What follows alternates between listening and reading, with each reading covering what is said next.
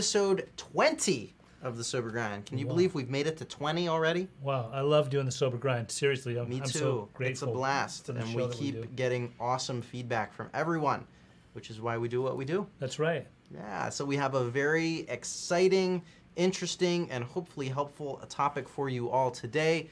It is addiction as a family disease. What to do about it? What are some of the signs? Yeah. How to overcome it? How to overcome it. Yeah, how to work through it, how to actually identify it. Yes. So, yeah, leave us any thoughts, questions, comments. If you want to just say hello, where you're watching from, we would love to say hello to you and interact. But Pej, do you want to just kind of jump in? Yeah. And talk about why you wanted to discuss this and give a little overview? So usually, like, every week we try to come up with topics for the show, like what would be effective, what kind of stuff can go on, and I go based off of what I've been experiencing in the last week or so. And obviously I do a lot of interventions, and then sometimes, if not many times, I have to interact with families.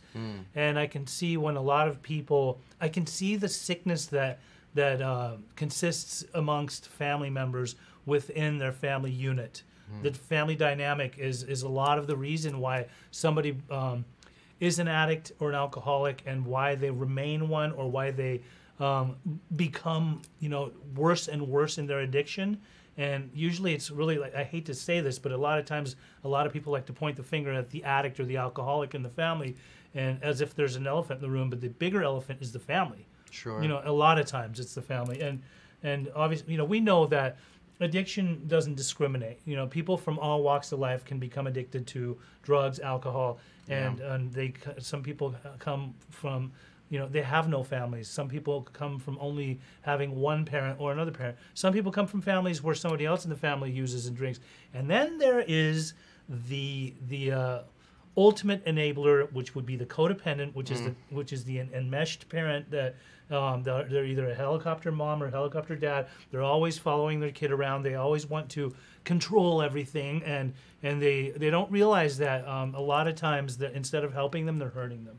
And so, from more personal experiences recently, I was dealing with the father of a young lady who, she's now in her mid-30s, but she's been struggling for years and years. And the dad constantly rescues. I mean, he thinks he's rescuing, he thinks he's helping her, but I had to kind of get abrasive with him the other day and just tell him, like, just so you know, like, really, she's not the problem. Yes, we understand that she's not well and she's not getting well, but the problem is you, and you keep on trying to control her life and save her, and you're not saving her. You're actually setting her back and prolonging her from getting well. Now, I've seen a lot of success stories amongst families where, if somebody comes into treatment, for example, and they're suffering from addiction, the treatment centers that offer a family program, like Beginnings, the place where we work at, there's an amazing family program. I just witnessed some enlightening, eye-opening events that happened. We had our family program about 3 weeks ago, where there was. I heard it was great. It was wonderful. I actually got to interact in it. Happy to hear that. It was great because Dr. G and I got to play the father and son role. Interesting. Yeah, he was the father. I was the son. Okay. We had matching haircuts, and but we kind of just acted as if. He was like we did two different scenarios. One where the dad is controlling and still wanting to be in control of the kid that's new in recovery, and he doesn't think there's anything wrong with him. It's all about the kid and the problems that the kid has caused the family. And then the other scenario is where the son is getting well and the dad is getting well too, by identifying, being responsible for where they come short, the family members, and the son being responsible for where he comes short, and then sort of what they both come together and rise in the whole recovery process. Because truly, like, the family members need just as much recovery as the kids. A lot of times there's a lot of family members that expect their kids, well, we're paying all this money for you to go to treatment, or we used our insurance for you to go to treatment. You're there. You need to get well so that you can come back. No, when they come back, they're coming back to the same place where they were using and drinking in the first place if they come back into your home. Yeah, they're just going to fall back into the same routine. It's the lion's den. It's like, it's the same. Come on. What do you think? Like, do you think that and a lot goes into it. A lot of times it's psychological. You know, there may have been some kind of trauma in that person's life to where their surroundings, their neighbors, their house, their family members may have done something to them to where they get caught up in drugs. You know, some of them were just experimenting.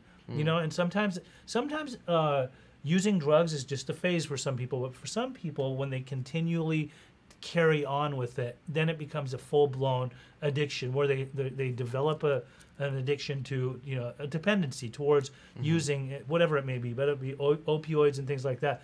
But the sad thing is the amount of parents that are out there that continue to they don't want to change. They continue to keep being the same parents that they were in the first place. So they're not partaking in their kid's recovery process, and then they wonder why their kid never gets better, or they wonder why their kid keeps going to all these treatment centers, right? Like, why do they have to keep hopping around? They just never get better. They think they're hopeless and helpless, but really, the truth of the matter is a lot of times it's the family's fault. It is a family disease. So let me ask you this. So in your experience, when you bring that up to the parents, that it's not only the child, but it's them that needs to change and them that is oftentimes the problem. Right. What type of response do you typically get? Is it a willingness, or is there a lot of kind of fighting? It's not my problem, it's their problem. Well, often when I'm talking to a family on the first call or the first couple of calls, I have to walk with grace, you know, because a lot of family members don't think or they're oblivious to the idea that they could be part of the problem. And you can't just go in and pinpoint them and say, listen, it's, you know, you're doing this just as much as they're doing this. You're part of the problem. You do that and you scare them off. So you have to, like, kind of approach with grace and choose your words wisely. But, you know, when you start to make things apparent, sometimes some family members have already been told by places before where their kid have gone, where a counselor has let them know, like, you need to go to the 12-step meetings that are geared around families. You need to work on yourself. You need your own personal therapy. Sometimes, you know, you need to go to an actual treatment place that's geared towards just codependency. You know, interesting. So they'll know. Some family members already know the terminology. You say the word codependency, it's not like it was something that they never knew existed. Now, there's some people that are totally blind to it. They have no idea. They don't realize. And you know, people vary. There's some people that are very open to it. And they want to see their kid progress. And if they're told, look, if you want to see your kid progress, you need to do this. You know, it was really cool when I was in treatment myself.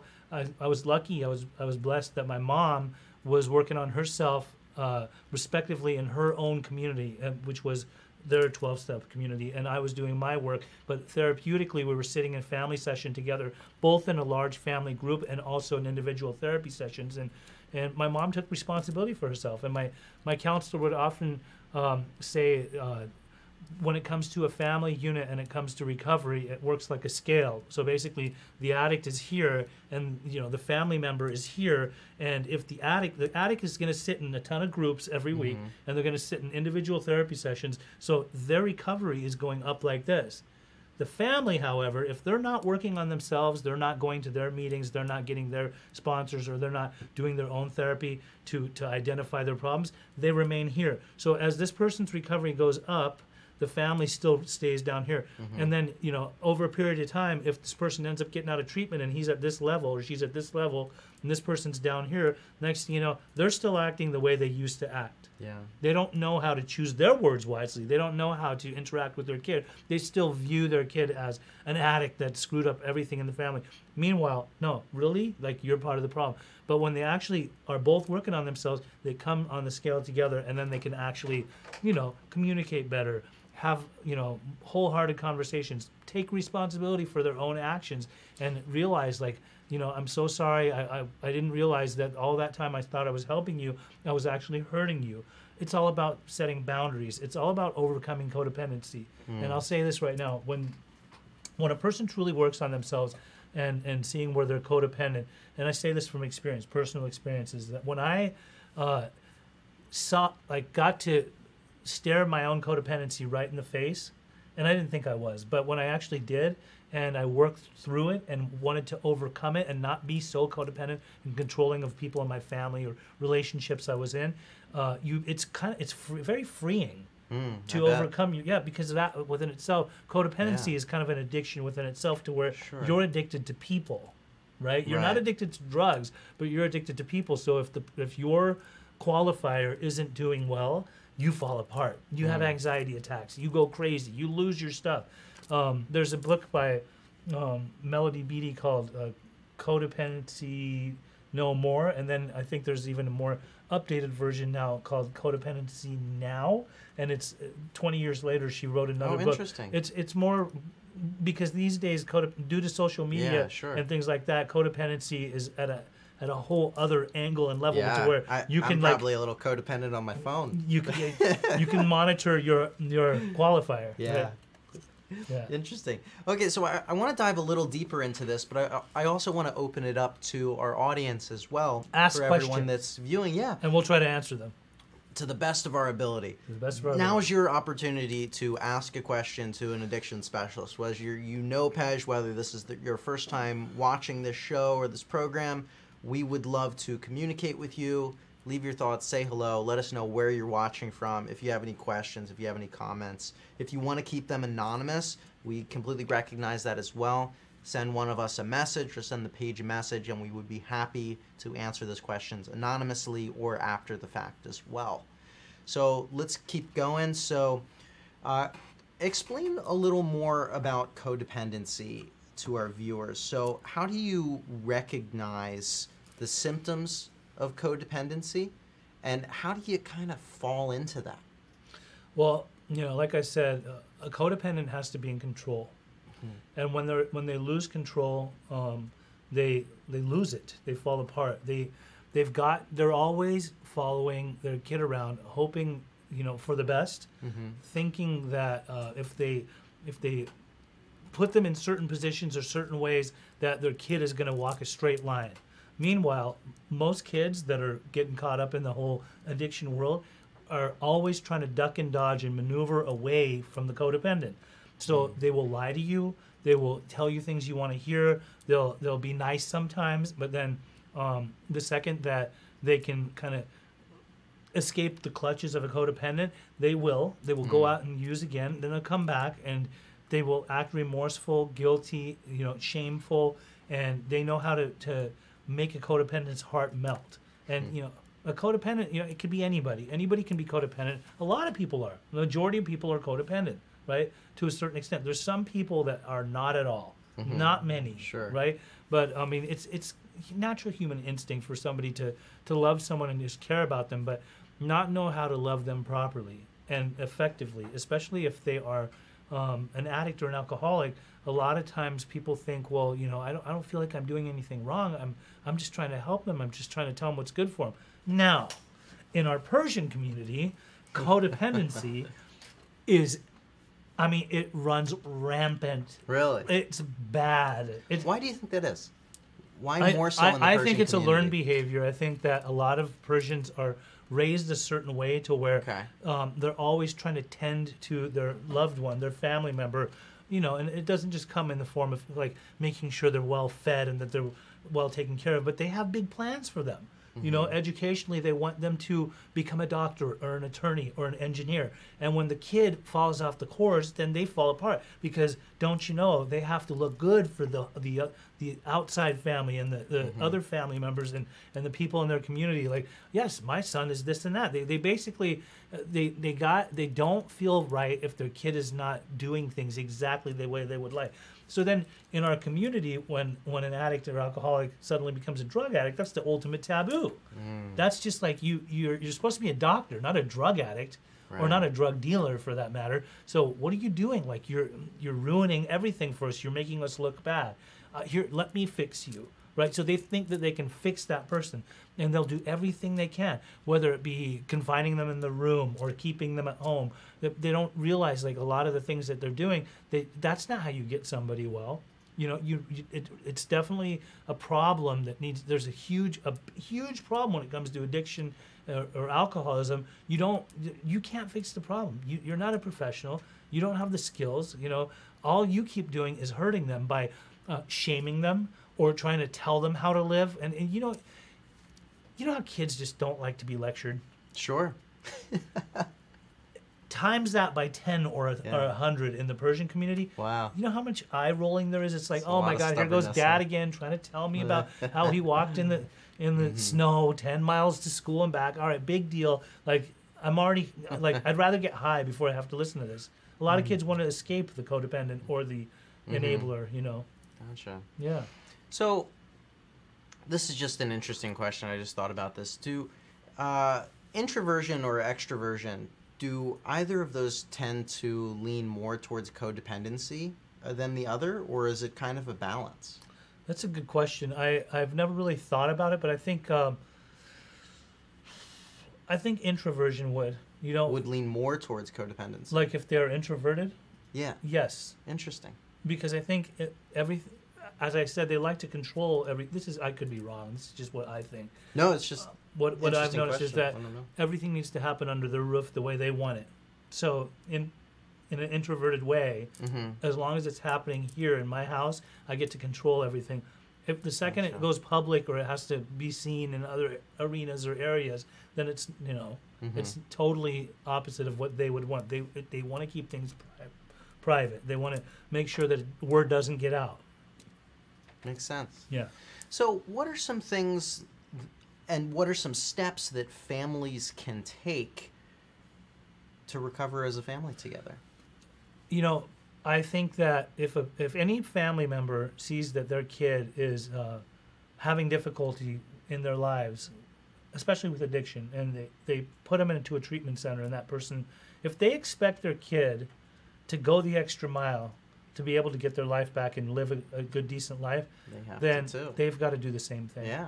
So as much effort that they want to see their kid putting into their recovery, they actually need to back away, let the kid do their thing, and the key component to allowing them to do that and the kid actually becoming coachable and teachable enough is when they when they become willing enough to just let go completely, to detach and let their kid do their work, and they do the work on their end equally.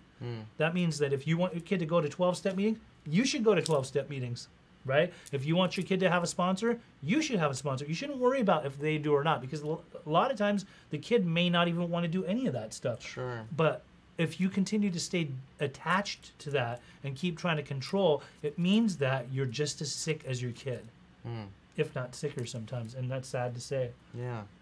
No, it makes sense though.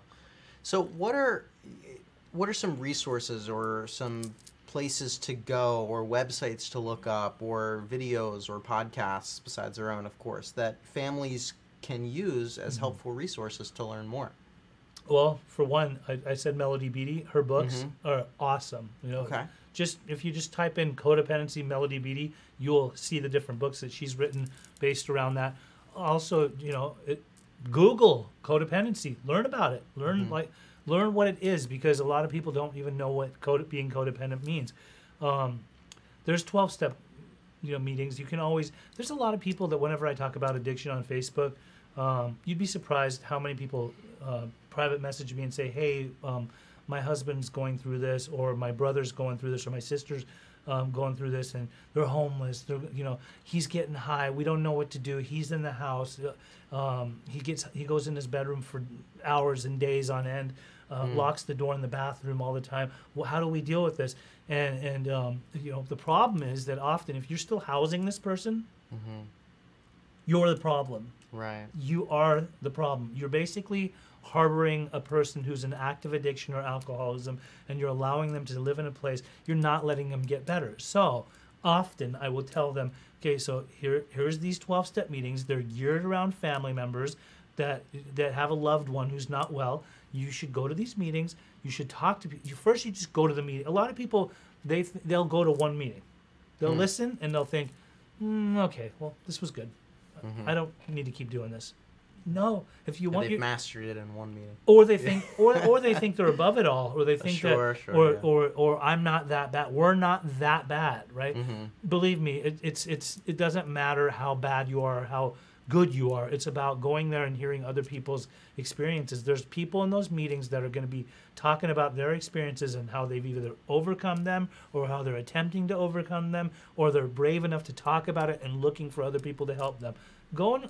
There's a lot of people that are going through this thing too. So when you go to those type of places, yeah, it's great. Like, you get to go hear other people's experience, and then you can have people guide you and walk you through it, just like you would expect for your kid to do if they were going in that type of community, the recovery community. And then there's therapy. You know, a lot of times you should find a family and marriage therapist, licensed family and marriage therapist, sit with them. See, you know, a lot of them are knowledgeable. When they go to school, the psychologists and therapists, they're all taught about, you know, all of this and where people can go and get the help that they need in the 12-step community. But also just doing therapy and seeing, like, where did you come short? Like, where do you continue to keep coming short? How was it growing up for your kid in that household? You know, sometimes there's abuse, physical, mental, sexual abuse, things like that. A lot of things that a lot of people don't know, and they're in the dark. They have no idea why their kid got so bad. And a lot of times it's because something extremely traumatic has happened, and you don't know about it because they want to go to the grave with it. They don't want to talk about it. So instead, you keep thinking that you failed them and you weren't able to provide for them properly, and they've fallen off the course from what you had in mind for them.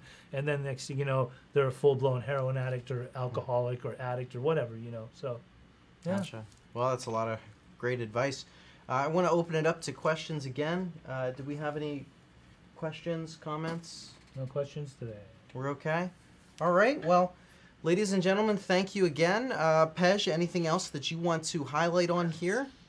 I think we're good. I mean, if there's no questions, we do have our page on Facebook called Ask an Addiction Specialist. I don't know if you mentioned it already, but but the link is on here. You can go ahead and go on there and ask us anything you want. We always have professionals and people in the recovery community that are readily available to answer any questions. If you're an addict alcoholic that's struggling, if you're not sure if you're an addict alcoholic that has questions, come on and ask an Addiction Specialist. And if you have questions for somebody else, feel free. You can always message me. If you're looking for someone to do an intervention because you can't handle it anymore, you can message me, and I work with a plethora of different interventionists, or I myself would maybe be able to help you, and we can come out and try and help you with your loved one, however that may be. Awesome. Yeah, and ladies and gentlemen, thank you again for tuning in. If you have not yet, please subscribe to The Sober Grind. We are on iTunes. We are on Google Play. We are on YouTube. We are on iHeartRadio. Whatever your favorite platform is to listen to podcasts, we are on it.